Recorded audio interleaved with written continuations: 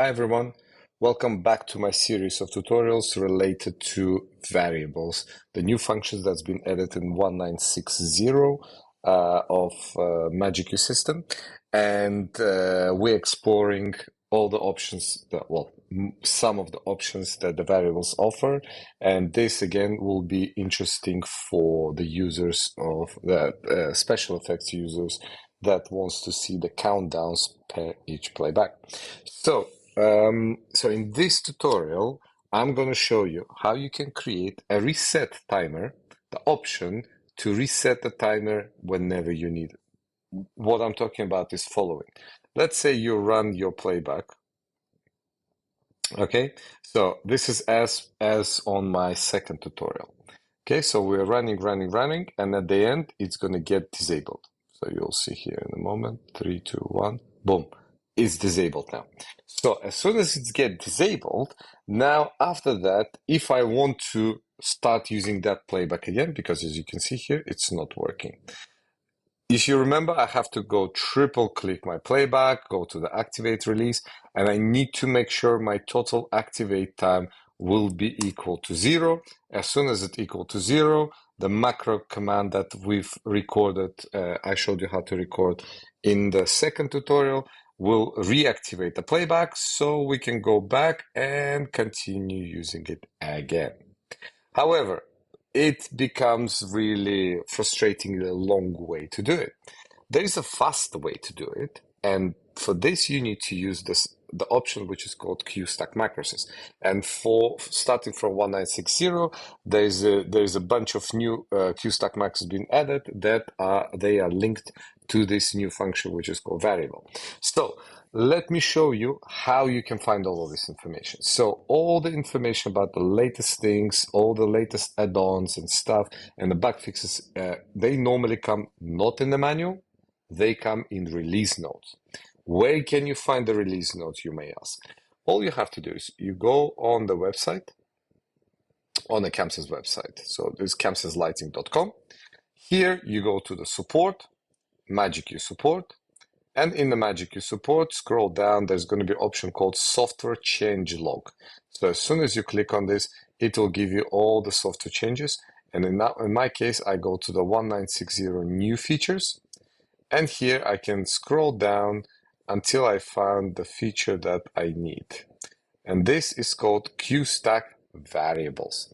So you can check this menu, this part of the release notes, and they're super useful. They give you a bunch of commands that we'll be using now. They explain to you how the variables you can count as ID numbers. They give you a lot of new functions that you can do, so you can explore and try to utilize it in your routine. However, I can show you with a nice example how you can create a reset button, and for this we will use one of the options. So the option that you can use is you can reset a playback, just any playback, one of 10 playbacks that you currently have on the page. But in my case, I'm going to make it make it even more flexible.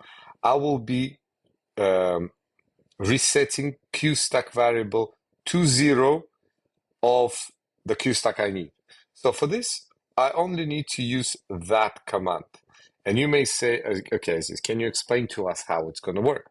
So in my case, the command VA21 means reset QStack variable to 0. Then you put the slash, and then you put the QStack ID. We know the one I'm using is number 7.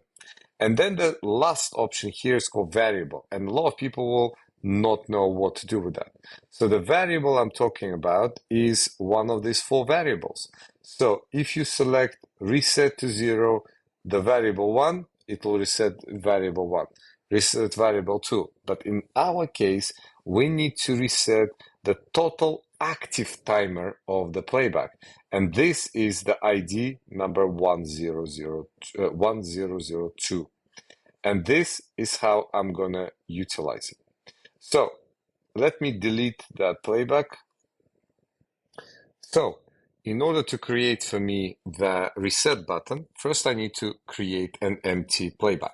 So for this, I'll press record and I'll click on this one. So it creates for me an empty playback or execute. So then I'll click set and I'll click here and I can type reset timer. Okay. So what I'm going to do here, I have to select it. So you have to select it and press view items. In the view items, you can select the option in the macro field. And if you landed in this window, you can always go to the view queue stack. And in the this last window, in the macro column, you type in VA21. This is the command that says, please reset to 0 on following ID. So on queue stack ID, and I'll press slash, and I'm gonna make the queue stack ID to be number 7 because this is the queue stack number of the playback I'm resetting, and then slash, and then the ID number of the function is 1002 as per the release notes, and I press enter. So when you've done that, every time you need to reset the timer, you just press the button and it gets reset to whatever the time you need. So in order for this to be like as a not permanent hold off button, you can actually change the type to be flash. So now when you run this playback and you stop it, you click on the button and it gets reset. So again, I hope that was useful tutorial for you. And stay tuned for the next tutorial, which is going to be a bit longer because I will be explaining how to work with individual channels rather than the whole playback. Thank you very much for joining. If you haven't subscribed to my channel, please press subscribe and like my channel as well. And like this video. Thank you very much. Have a lovely day.